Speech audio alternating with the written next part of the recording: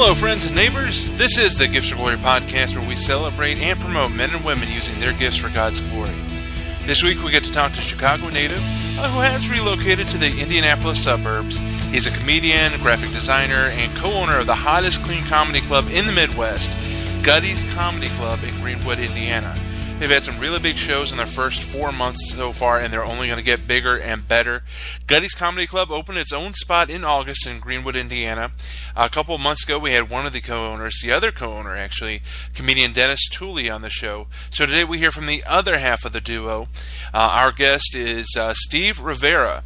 We talk about faith, comedy, performing, and a lot more. Now, one thing that we're happy to share now is that Well-Versed Comedy is heading to Gutty's Comedy Club in January. On January 31st and February 1st, Well-Versed Comedy is going to headline at Gutty's. Got more details forthcoming, including possibly a workshop being held while we're down there. So watch our Facebook page and Gutty's page for more information as we get closer. Now, speaking of Well-Versed Comedy, we are available to bring live improv comedy to you. We bring comedy that's safe for all ages. Whether you have a fundraiser, date night, outreach event, youth event, or if you want to hold workshops that's going to bring your team closer together, improve their communications and their confidence, Well-Versed Comedy would love to help. Email us at improv@wellversedcomedy.com, improv@wellversedcomedy.com for more information and to schedule us for your next event. And now let's go to our Devotions with Dave segment. For today, we're reading from Hebrews chapter 6, verses 18 through 20 in the New Living Translation. So starting in verse 18, "So God has given both His promise and His oath. These two things are unchangeable because it is impossible for God to lie. Therefore, we who have fled to Him for refuge can have great confidence as we hold to the hope that lies before us. This hope is a strong and trustworthy anchor for our souls. It leads us through the curtain into God's inner sanctuary. Jesus has already gone in there for us. He has become our eternal high priest in the order of Melchizedek." And again, that's Hebrews chapter 6, verses 18 through 20. Just a lot of rich stuff right there from the author of Hebrews. Now, we don't know who it was. There is a debate whether it was Paul, whether it was maybe even Luke, or who it could have been in the early stages of the first century church. We don't know for sure who actually wrote Hebrews. But the writer of Hebrews makes some really important points here in this passage in chapter 6. So God has given both His promise and His oath.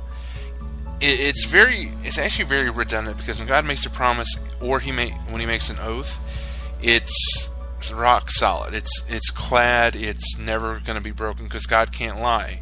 He doesn't go against His word. He doesn't break promises. But for effect, because that's usually what many of the Hebrew writers used to do, is they would say the same kind of thing in pairs, just to really hammer the point home.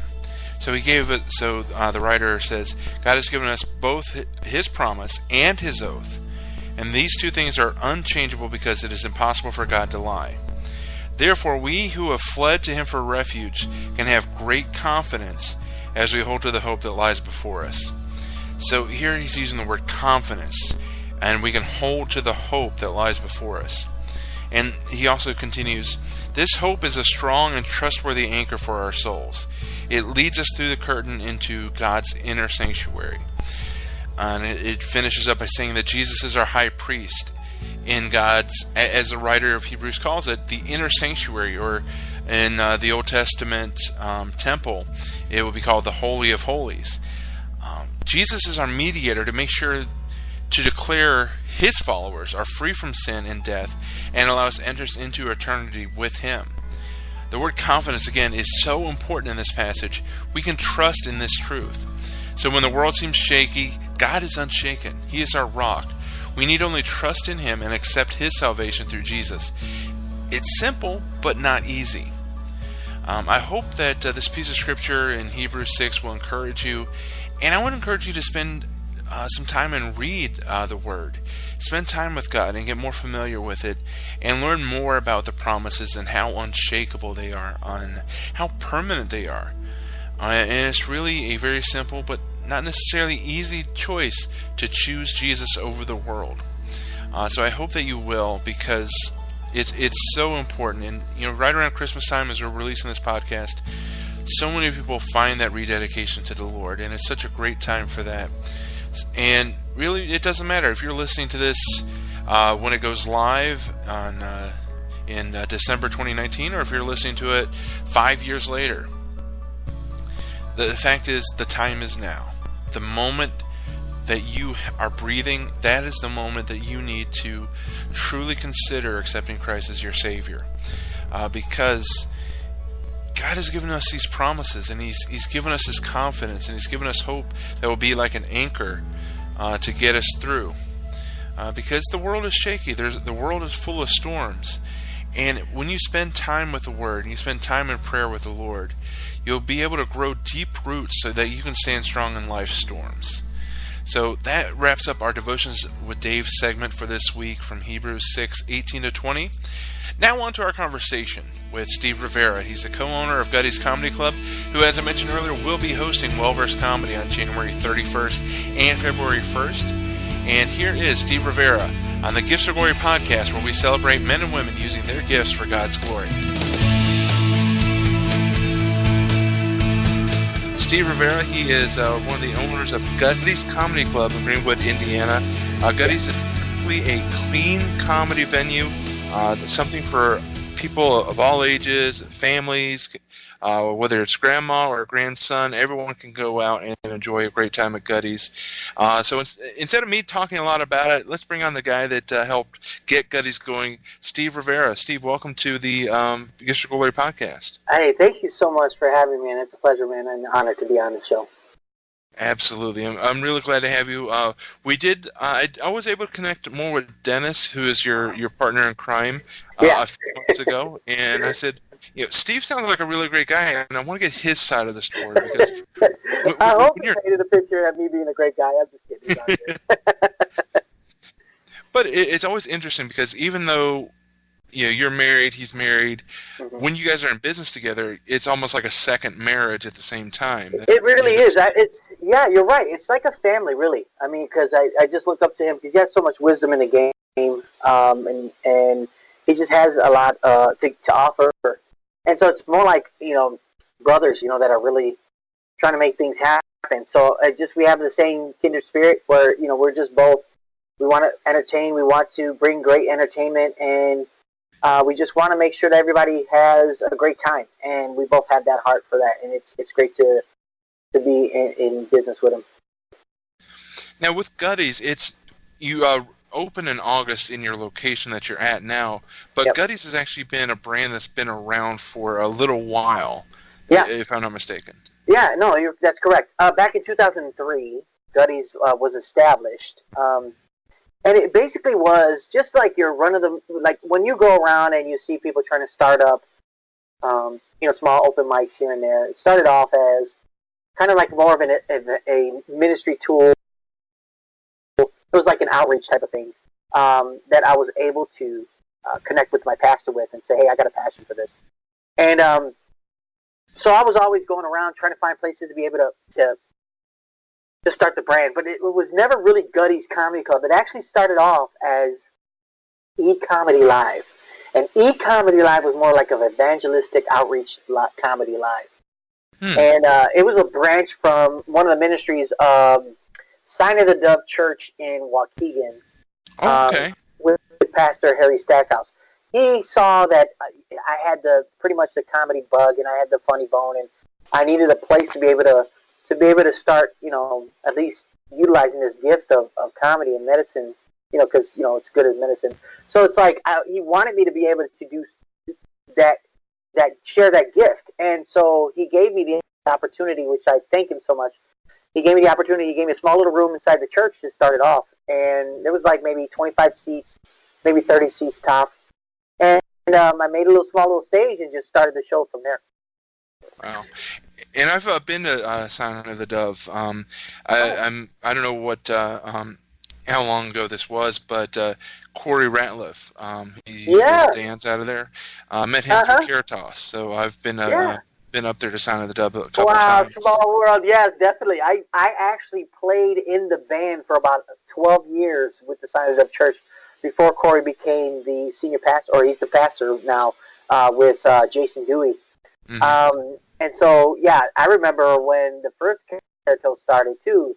I believe I was more involved in the choir with the band because he made some recordings there too, and I was in a couple of the recordings too as well. So that's interesting because I that was my home church, Sign of the Church. So I grew up there spiritually, as well as pretty much like close to from my early 20s, and then it just grew from there. It was a great place to be able to be trained biblically too as well. Awesome. Yeah. Now, going backwards, kind of get your testimony. Which came first, comedy or your introduction to to the Lord and to your salvation?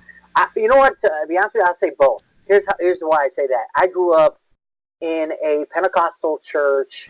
First, it was Assemblies of God, and then it was Pentecostal. And then went into non-denominational. My father was a missionary, and so I was in church, and I've always had a funny bone about me. Something about me, I'm always looking for the funny in everything, especially when I was very, very young. I loved making my family, laugh in the living room. So it was just a part of me. But my family has always been like really funny too as well. But where I got the feeling of what comedy was my father used to preach and share some jokes at the same time when he was on stage. But he never really was a comedian, but he knew how to deliver a joke. And when he did, the congregation would roar, and I loved that. I was like, that's what I want. And I was introduced to that kind of environment where the laughter was so rich that I was like, I want to capture that. I was like, I was addicted to that. That really stuck out. So from that point on, and I was very young too. I had to be at least, I think, 8 or 9 years old when that was happening. And then from that point on in school, I was always, just going around trying to make people laugh. That was just always my thing. Was that something that got you in trouble? Were you cutting up in class, or? At first, I was like, you know what? If I can't calm down a little bit or do something a little bit more, embracing, I would be less in trouble. And that means, like, for example, my humor wasn't really about making fun of people. It was just finding funny and everything.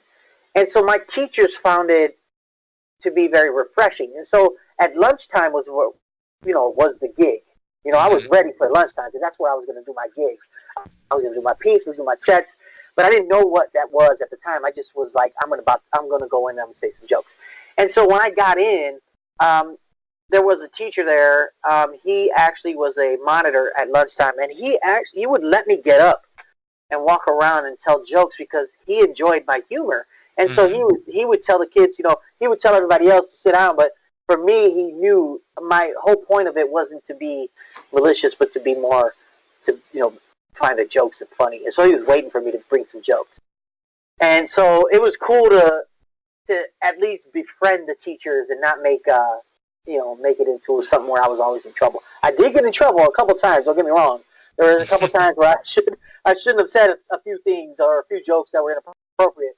But at the same time, knowing that, oh, wait, there's a way to be able to bring everybody in and make friends with everyone kind of was kind of like a goal of mine to say, okay, I can get everybody laugh. So as you're growing up, you're kind of working on, you're already working on your material as, a kid in school. Mm-hmm. After school, did you go for training in how to do stand-up, or was it more that you just developed on stage? To be honest with you, it was all natural, and it's tough to in this world. A lot of people think that you can't teach comedy. Yes, you can teach comedy, but there is other factors. Like the it factor of being a comedian. You just have to be. Just be, because it's who you are. And I never really went to any kind of formal training for any kind of stand. What I did was after high school, when I was really getting serious about wanting to try out to do comedy, I was just listening to some of the comedians online. Now, I was never brought up with like Richard Pryor or Bill Cosby or Seinfeld. I wasn't exposed to any of those comedians. I was just exposed to my environment. Mm-hmm. And my environment growing up in Chicago, there was a lot of characters. Let's just say that. A lot of funny things that life would bring to you that I was able to capture and then recreate. And it was real easy for me to recreate situations, scenarios, characters, voices, and then just talk about those specific things. That was the key. And it was like, when I wouldn't say I was the life of the party, but every time I did go to hang out certain places, people knew, okay, Steve's here. It's about to get crazy. It's gonna, it's about to get funny. It's gonna be. We're gonna have a good time, and it's just because I was always looking for that. So I never really got serious about comedy until I learned about the science and the structure of joke writing, and that was way later on when I decided I wanted to pursue after e-comedy or just comedy in general, and then it spilled over to the vision that God gave me through Gutty's Comedy Club. So as you're getting serious, what made you decide? What was kind of the turning point? Was it a specific moment or a specific performance, or was it just a revelation that you feel like God gave you? Now, here's the thing: is I've always been attracted to the stage because when I was growing up with my dad, he made us sing on stage. Mm-hmm. So I grew up with a big family, and we all had instruments. We played instruments. So we worshipped in a worship band. So all of that was familiar to me. To be able to be in front of people was since I was little, so it wasn't too scary, to be in stage. But the moment that I got the laughs was, when I was, let me see, the first time that was in high school, really. But to really know that, okay, comedy is where I'm supposed to be, it started basically when we were doing I don't know if you're familiar with Brent Stackhouse. Brent Stackhouse is the son of Harry Stackhouse of Zion Dove Church. He's also a stand-up comedian, and he actually came to Gutty's to hang out with us and did a show. He's always been with me in that comedy grind. And when I first met him, we did this Christmas gala together at the church, and it was hilarious. Like, we had such a blast doing it, to where we looked at each other like, dude, we need to go ahead and jump on this and make this a thing, because we're funny. And we need to make this something that we need to pursue. So when I first started hearing the roars, I was like, okay, this is something that I need to jump on. But what really got me was when I started to pursue after comedy and doing stand-up, I noticed that the places that I was going to try out, like, are these, dives, bars, and different open mics at clubs. They just they didn't sit well in my spirit, because the material that was being done there and the people that were coming through is it's just an environment. And if you've ever had experience, with that type of environment, you'd understand that it's just not good for your spirit. And it's tough. It is a tough grind to be able to have to go through all that grind just so that you can do your clean set in front of people who don't want to hear clean comedy. They're just like, you're like my little brother. Get off the stage. And it's like, I'm developing my material. Let me, and people just are really drunk, inebriated, and it's tough to have to try to do your set and be able to share that gift with it, because it's just so much different when when all that stuff is out of the way and you're real, and it's just one-on-one, and it's a beautiful thing when you can share the gift when everybody's sober and they're coherent and they can understand what's going on. They can follow you, and then respect the craft that you're bringing to the stage. All of that started hitting me, and then at 2 a.m, I woke up my wife, or actually my wife woke up because I woke her up. I was like, oh, yeah, I know what to do. So she just got up and was like, everything okay? I said, yeah. I said, I think I know what I need to do. I think God just spoke to me clearly. And it wasn't like, it wasn't like a Daniel, experience. It wasn't like it wasn't like a vision from heaven. It wasn't any angelic beings, singing over me or God saying, you must. It just was an overwhelming feeling of, here's something that I have as a gift, and I know how to run shows. I need to provide this or make this available to people like me. And Guttys came about. Actually, the name didn't even come out yet. It was just the vision and the dream of opening or creating a place for people like myself and others out there that can come to a place where they're comfortable, they feel comfortable, and they're able to enjoy their life without having to worry about being offended or walking off insulted, or just their spirit broken, or just like, just everything about this, I left, I don't want to come back to that type of thing. And so I was like, fine, you know what, this is what we're going to do. I'm going to go ahead and start it off. And that's where the whole Eat Comedy, because I felt like, is this a ministry, or is this more just a place? And so there was a battle there, because I didn't want to fall into the churchy type of environment, because at the time, people weren't feeling Christian comedy. And Christian comedy didn't have this was before the Tim Hawkins, grew up and blew up and all that stuff. So, you had your comedians that were doing comedy, but it was more like speakers, and all that stuff, where they were doing positive speaking. And it wasn't really a strong, clean comedy, Christian comedy type of setup. So I was like, well, I'm going to go ahead and create it. And so when I started making that, my best friend, Brian Johnson, who's been with me since day one, he's always listened to the vision that God will put in my heart. Every time I get something, in my heart, like an idea, I'm always bouncing off him. And it's good to have somebody who will not like destroy your vision or dream. They support it. They'll just say, okay, how about this, how about that? Well, we were at Wendy's on Belvedere Road in Waukegan, and we're in the parking lot, and we would go through these sessions of just talking about how awesome God is, and this would be awesome if we opened this up, or if we did that, and look how God did this. And then I was sharing him at the time about Guttys, and I said, I got this vision. I was telling him, he's like, man, that would be awesome. What are you going to name it? And I was like, I don't know. I tried the whole Eat Comedy Live, but I don't like, the whole connection with all of that. I just like, it just wasn't sitting right in my spirit. I said, I feel like this is going to be a game changer. It's going to be up there with the big wigs, like, the Improv, Zany. So we need something that's going to be synonymous, something that's going to stand out.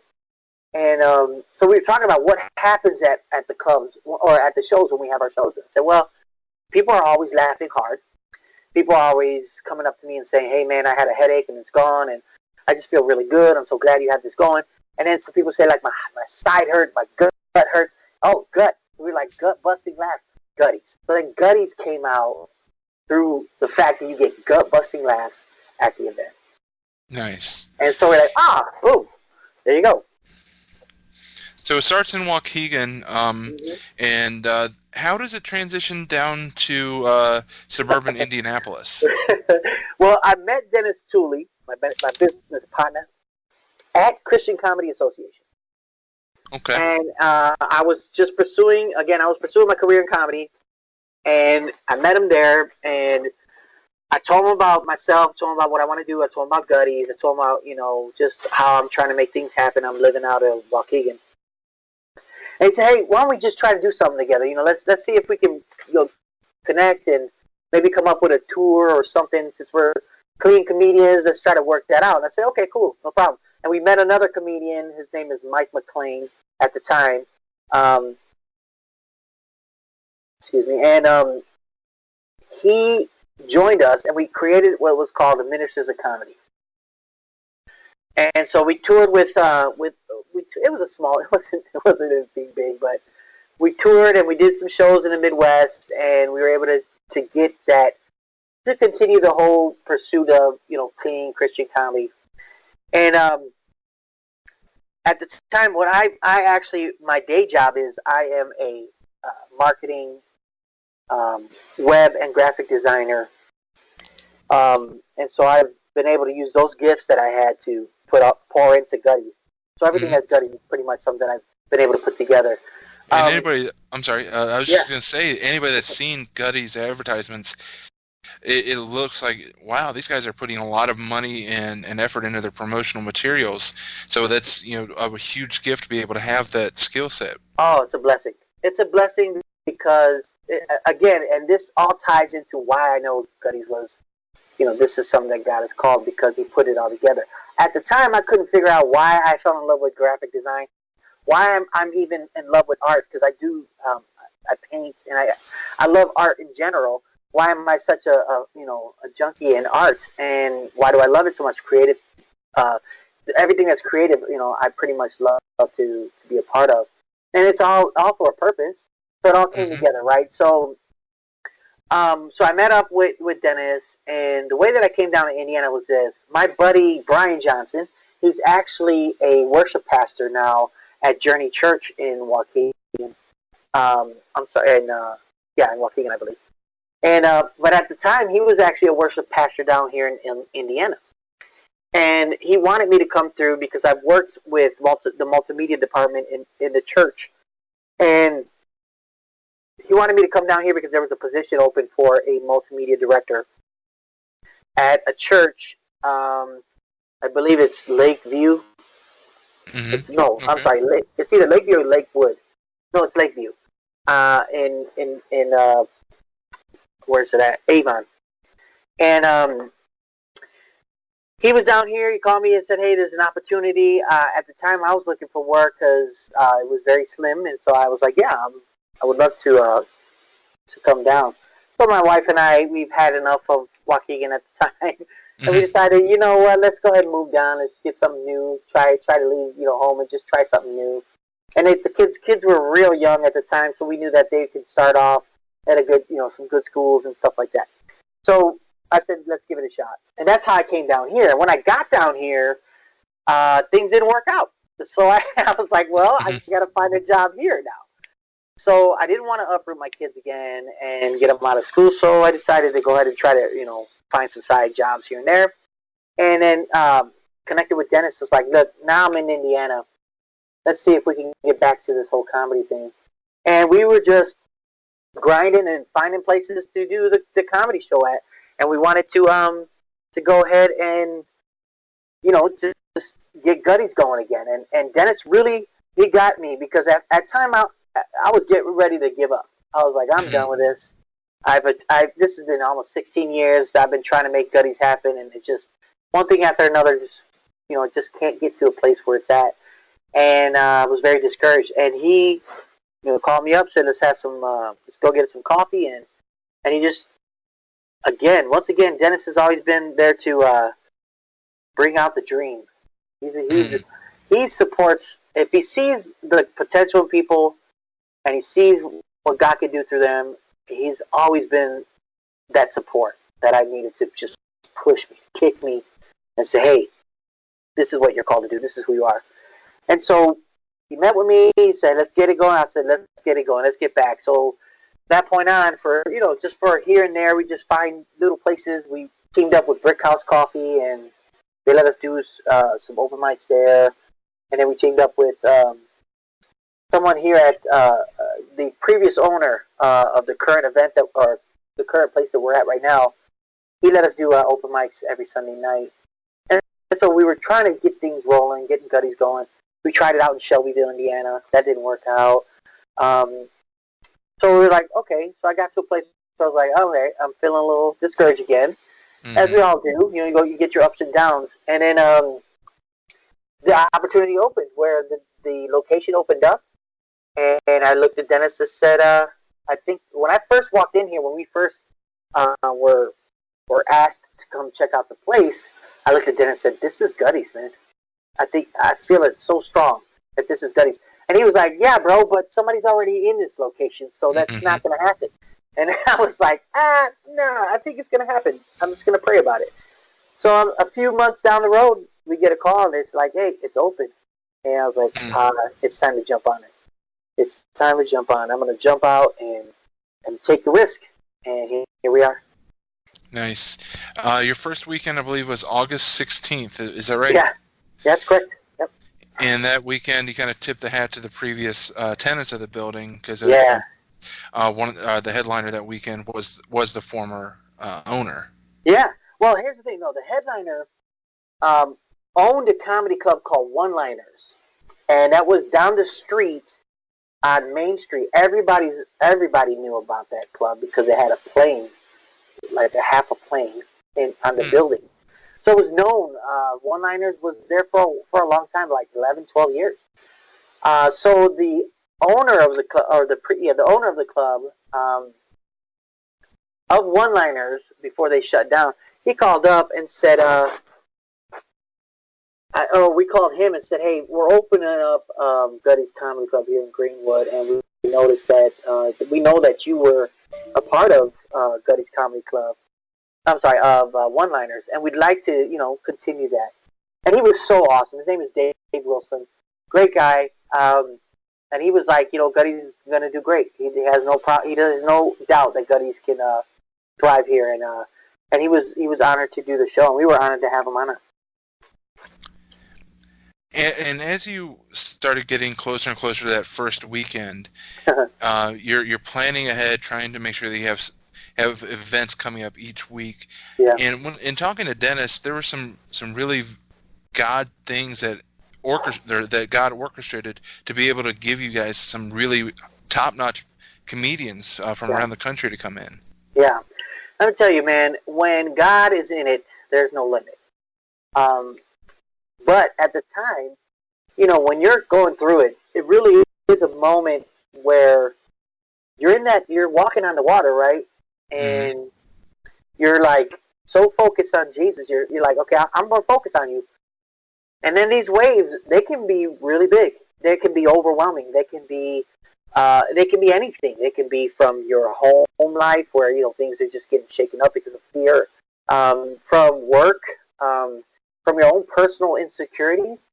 These waves can get really big. So I can relate with Peter in a sense, because it's like, man, but he was also walking on water as well.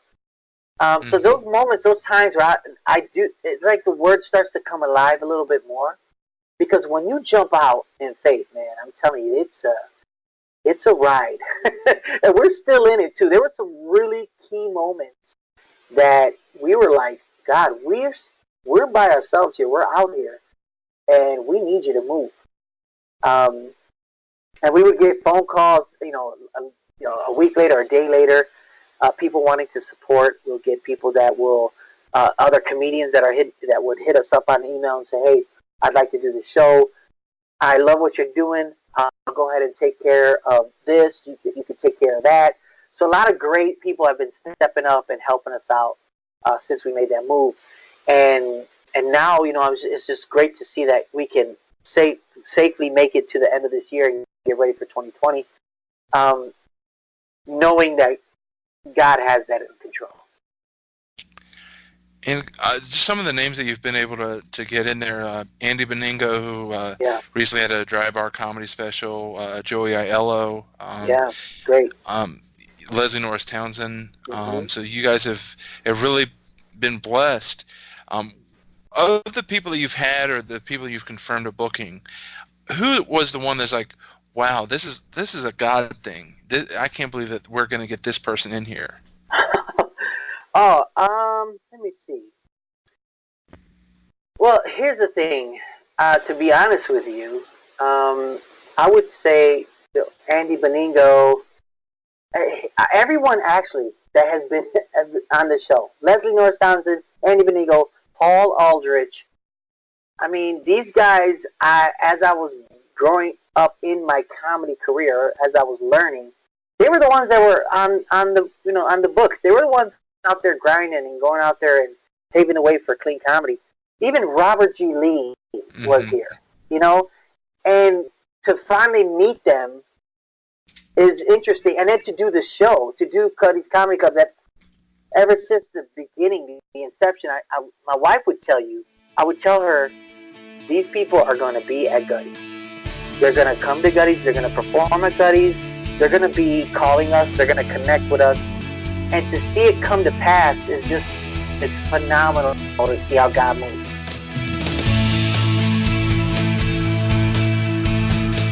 We're going to finish this incredible conversation in just a moment. As Gifts of Glory Ministries, which includes this podcast, PureFest, and Well-Versed Comedy, continues to grow, we're hoping to find friends willing to come alongside our work. Would you visit our Patreon page and consider becoming a patron?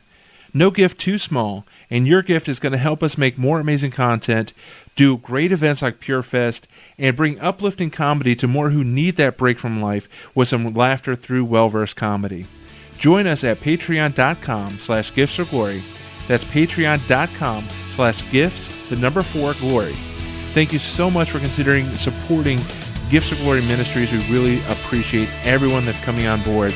Now, we got more of our conversation up next on the Gifts of Glory podcast, celebrating and promoting men and women using their gifts, talents, and passions to honor and glorify God.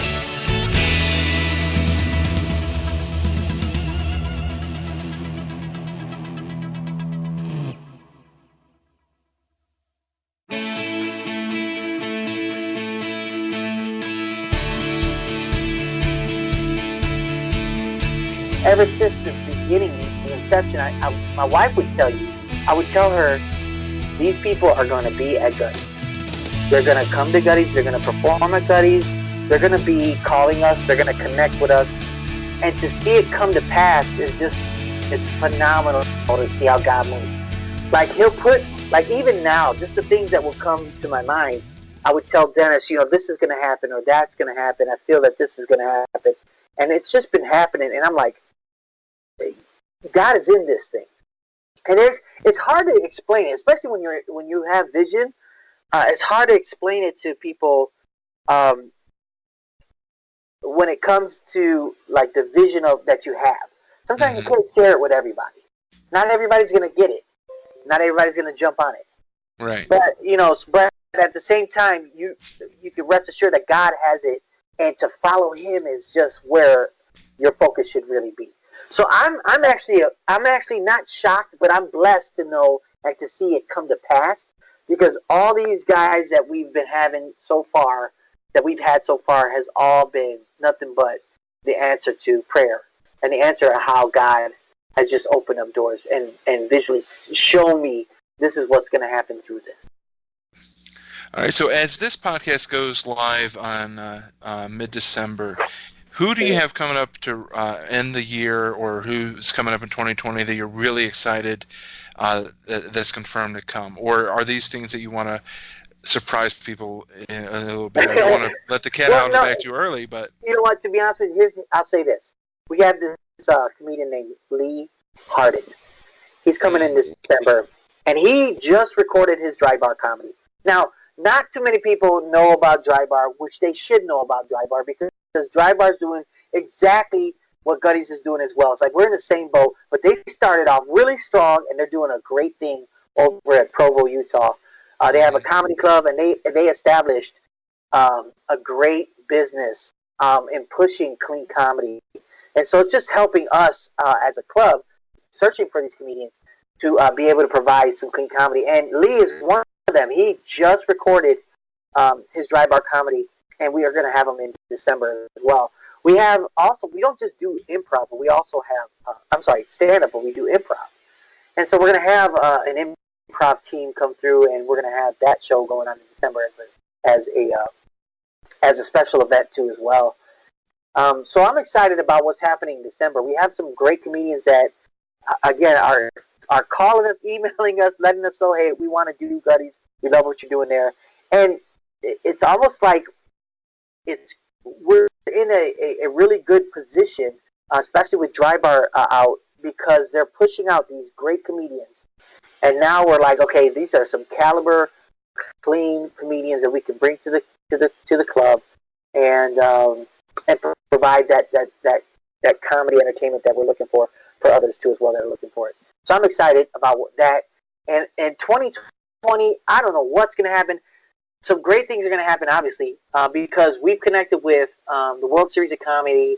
They're great, and they have this great festival every year where they bring in all these comics from all over, and we're going to be able to represent as a clean comedy venue opportunity for these comics. So I'm excited about that, to be there and to be a part of that, and then to be able to meet everybody and funnel with them. It's almost like 2020 is going to have that a place where we're going to be able to finally position ourselves as an established club to bring in all the great entertainment for 2020. I'm excited for it.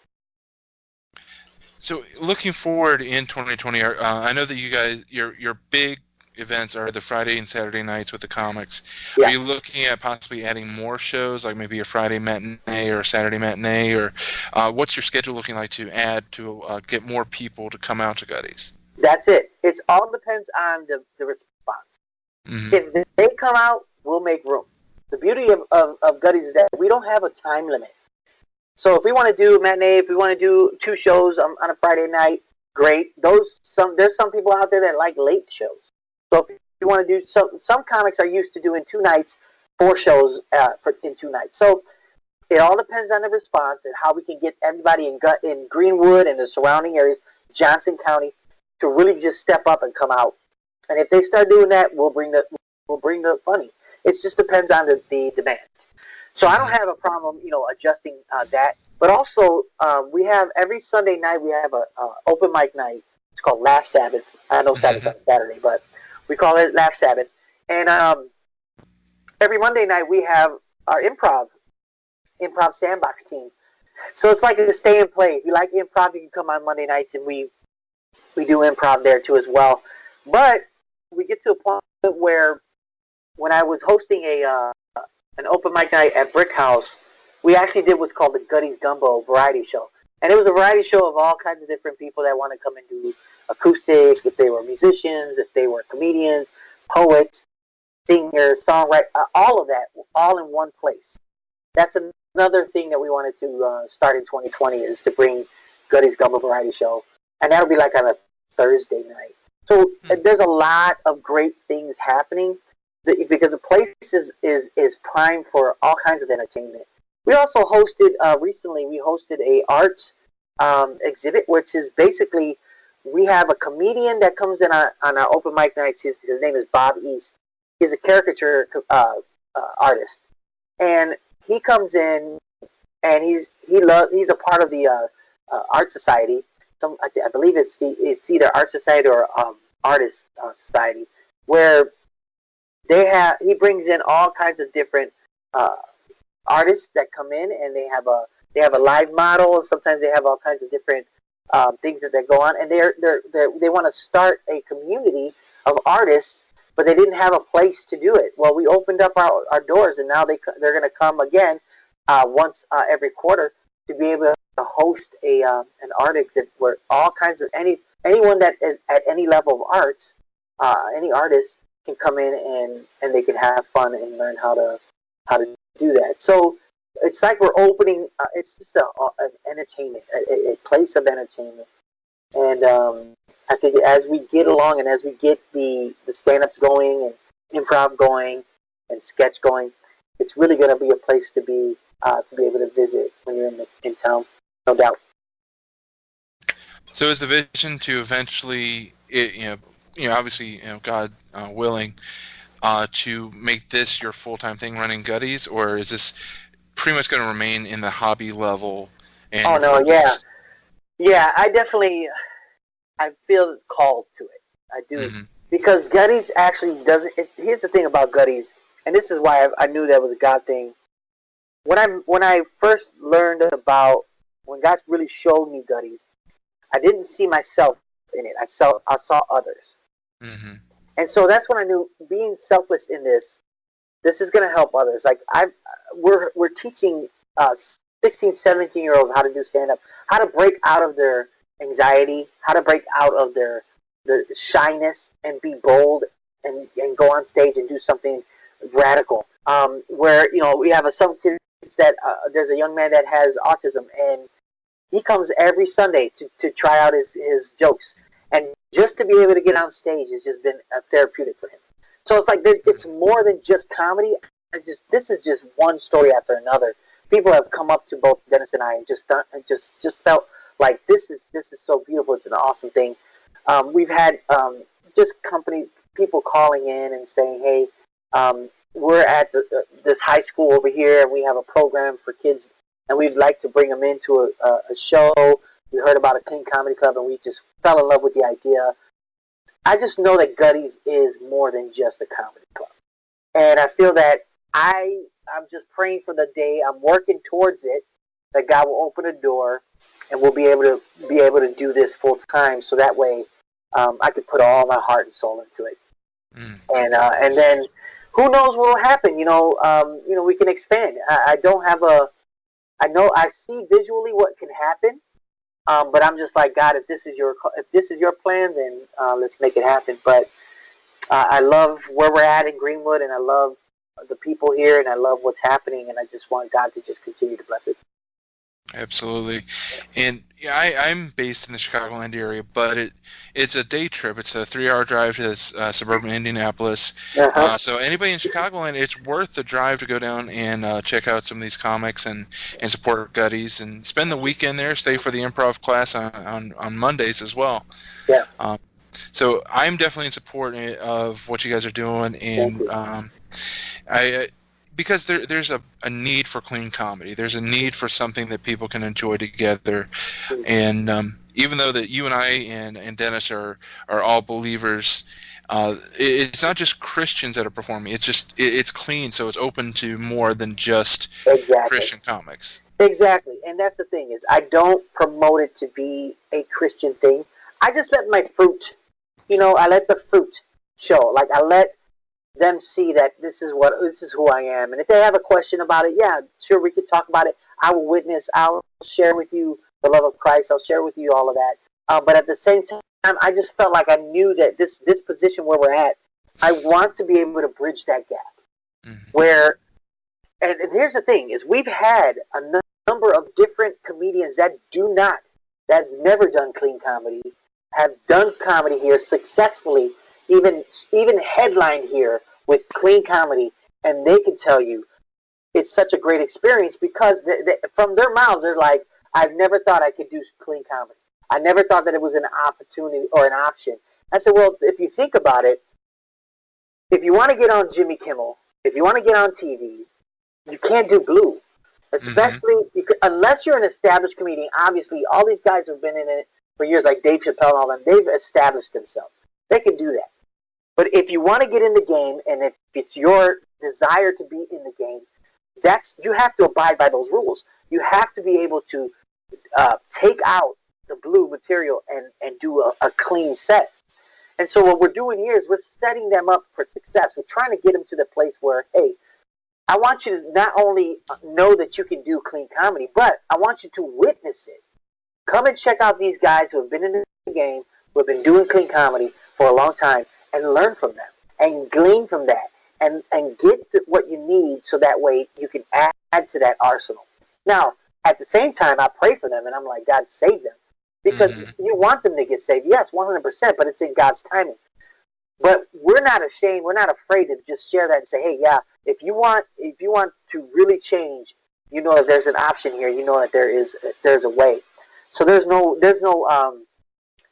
I'm not trying to blanket it or I'm trying to mask it. It's a business that has been established to bring in and bridge the gap between with clean comedy to comedians that can do blue or clean, whether they're Buddhist or atheists, whatever they are, they can come into one place and under one roof and share laughter in a way that is different, that does not have to offend, that does not cross lines, and everybody can enjoy comedy that's clean and pure, and that you're able to walk out, hey, I felt good about this show. It was a good show. As I hear you talk about this, it sounds like in a very unusual way you followed in your dad's footsteps. You're kind of on the mission field. Oh, it's good. Wow, I didn't even think of that. That's good. Yeah, that is exactly how, I mean, if you think of it, I am sharing that same gift that he was able to share as an example. And being able to share, that's great, man. Yeah, thank you for that. I appreciate that. Not a problem. And you kind of touched on it a little bit, but one of the questions I wanted to ask is, do you filter who you bring in because you're trying to make sure it's clean? What does the filtering process look like? We let them know, look, if you have to ask if it's dirty, it's dirty. What we do is, if you can go on Siri, right, and you can go on your phone and ask Siri to, spell out these words and all that, and she just completely just doesn't do it, or say these words, she doesn't do it. It's kind of like in that boat, where some comedians, especially, depending on who we're going to work with, they have to show us and represent to us a set that is clean. They have to give us something that they've been able to work with and say, hey, this is clean work. And then from that point, we can say, all right, look, I know the crowd already enough to say, this won't fly. This won't fly. We definitely do not allow any kind of cuss word at all, and anything that has to deal sexually. If you can't display it on stage, then you shouldn't do it. So don't make me think about it. That's what we're trying to say. Get creative with your writing. And that's why we try to push it, because we want them to get creative and be more sharp at building your material, and try to keep it to where you stay in that realm. Now, we've had a couple people kind of cross the line a little bit. And the great thing about Guttys is that we don't necessarily convict you or condemn you. We don't necessarily condemn you, because we're not just shutting off the mic and saying, get off the stage. You might get a groan. You might get a, oh. But if you can win them back, they'll stay with you. And that's the thing, is the room will bring the conviction. The conviction comes in the room. And we prayed over that. We prayed that the room will bring conviction. And what I mean by that is that when people get on that stage, we want them to feel like comfortable. When comics get on that stage, they feel comfortable, but also respect and honor, the craft, and honor the room. And if you're a professional at your craft, you'll respect the craft and honor the room. And then those who fall by the wayside, they got a lot to learn.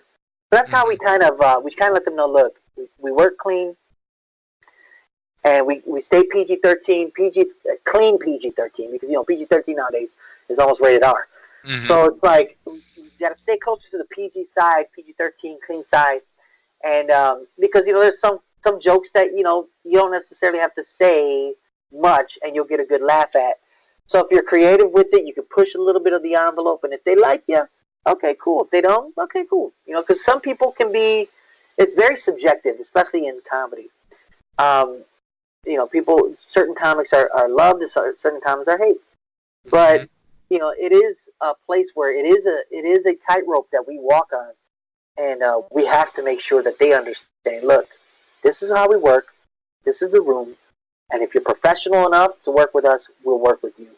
And that's just how we kind of like put it on the line. And I think, as you're talking, I'm thinking of a guy like Ron White, where when he's on the Blue Collar Comedy Tour, he's playing PG to a light PG-13, and you think, oh, wow, he's a clean comic, but then you will look at his own specials, and it's like, oh, wow, okay. Exactly. That's the beauty of it. That's what we're trying to tell them, too. Of course, you want them to work cleaner, but you don't have to limit yourself, because you'll get more opportunity when you work clean. Clean is green is what we say. That's our motto. Clean is green. You get bigger and greater opportunities when you work clean. Yeah, and that's something that with my improv group is I felt going in, and then I've really discovered is true, is there's a wider audience that you can reach with clean comedy that's not offensive, that's not, the heavy PG-13 to the R-rated, because there's certain people that you just lose the higher risque you go. Yeah, you do.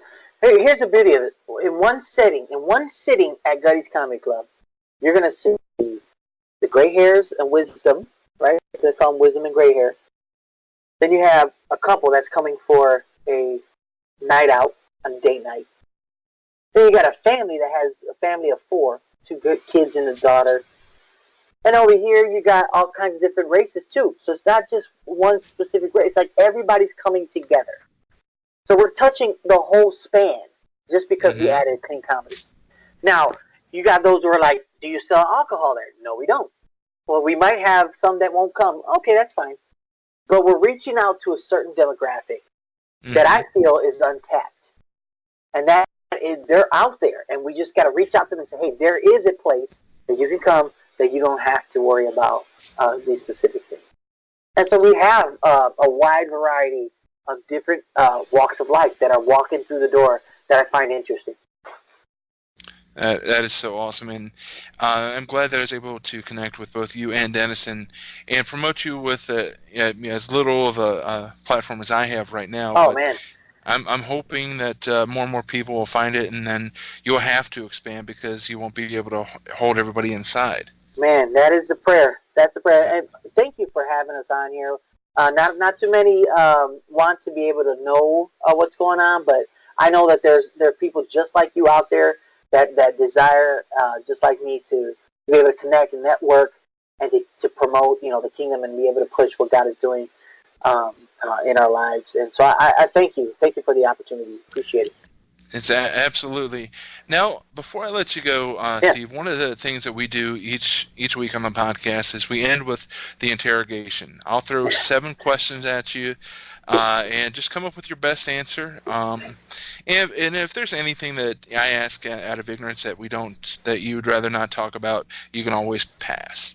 Okay. Gotcha. So first question of the interrogation would be, who is your favorite sports team? You're in Indiana now, but you were in Chicago. So where are your loyalties? I go with my Bears, Chicago Bears, 100%. Live or die. Question number 2. If the Lord said, no more comedy, but nothing else, what would you want to do? Oh, I want to go on a mission field, preach the gospel. Question number 3. What would you say is your biggest fear? My biggest fear is, I would say, not hearing God. Not hearing what, losing that connection, that communication. Question number 4. What do you miss most about living in the Waukegan area? Hillary's rib tips. Hillary's barbecue rib tips. Oh my goodness, the best ever. I miss it. Oh, I will have to check it out next time I'm up north. Great, yes, do it. You won't be disappointed. Question number 5. What would you say your biggest regret, either on stage or in life, would be? Oh man, not being prepared. Going on stage, thinking that I can wing it. Oh, and I'm telling you, it's the worst feeling you could ever feel when you bomb. Wow. All right. Yeah. Question number 6. What venue would you love to perform at yourself? Oh, man. That's a great question. I would say off the top, the Comedy Store in Los Angeles. It's like it's where the best. Oh no, I take that back. The Cellar in New York. Yeah, I just seeing the comedians that I've looked up to and just people that have inspired me and worked there, and that would be a blessing to be able to perform. All right, final question. If you could do a tour with any 3 other comedians, past, present, living or dead, who would you want to tour with? Oh, man. Okay. So in the past, I would, they're present now because they're still alive. So Sinbad is one. I would love to be able to perform with Tim Hawkins, just to stand. I just always wanted to be able to work with him. And then also, man, there's so many greats too as well. This is great. Man, so Sinbad, Tim Hawkins, and Jerry Seinfeld. I think I would love to perform with him since it's just off the top really quick. All right. Anybody that's no longer around that if you could bring back for that tour, you would want to bring back? Oh man, Jack Benny. Wow. Jack Benny. Yeah, he had such a great way to deal with the silence between the laughs. Oh, his pause breaks in between jokes, just uncanny. He could work the mess out of silence, and that could be one of my fears too. Silence in a show. Wow. But, yeah. Well, very good. That was the interrogation. So the one thing I ask on the way out after that is if there's anybody listening that is a believer that wants to get into comedy and entertainment, what would be your wise counsel to them, your advice? If they want to get into comedy, study. I would tell them, learn. Well, first of all, follow after God. He's going to tell you exactly where you need to go. But if you get into the game, get as much time on stage, but study the craft. And when I say that, because I'm a student of comedy, I love studying new ways to be able to generate material. Study, write, and get on stage as much as you can. Perfect. All right. Well, Steve Rivera of Gutty's Comedy Club in Greenwood, Indiana. Follow Gutty's online. You're on all the socials. You're at Gutty's Comedy Club on Instagram and Facebook, on Twitter at Gutty's Comedy, and then GuttysComedyClub.com down in Greenwood, Indiana. And Steve, thank you so much for joining us on the Gifts Your Glory podcast. Man, Dave, thank you so much for having me. And my thanks again to Steve Rivera and also to Dennis Tooley, co-owners of Gutty's Comedy Club in Greenwood, Indiana. Dennis, as we mentioned, was on our show back in October, and you just heard my conversation with Steve. They are the co-owners of Gutty's Comedy Club, and Well-Versed Comedy is really looking forward to visiting Gutty's at the end of January 2020. We'll be posting more about it on our social media feeds in the coming weeks. But if you are ever in the Indianapolis area on a weekend, stop by Gutty's in suburban Indianapolis and support the hottest clean comedy club in the Midwest. They've got awesome shows each and every weekend. They've got other events going on. They've got open mics. They've got improv workshops that they're doing. So check out Gutty's, GuttysComedyClub.com. All the other links are in the show notes. And be sure to join us next week for another great conversation.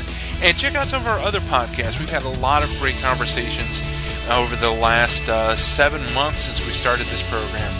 So until next week, thank you for joining us on the Gifts Your Glory podcast, where we celebrate men and women using their gifts for God's glory.